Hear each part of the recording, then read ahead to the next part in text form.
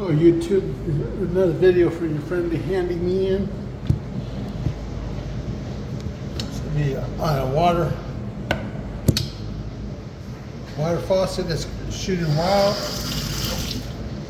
You just replace it with one of these. Get them at your hardware store. Aerator.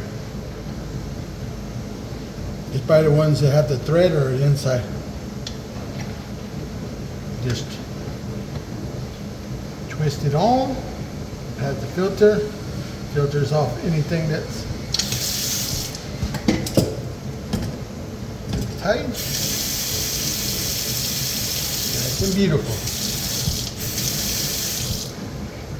And the easy money to change your aerator so your water is running a lot smoother, not spraying all over the place.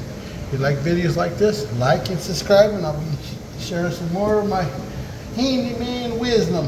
All right, until next time, peace out.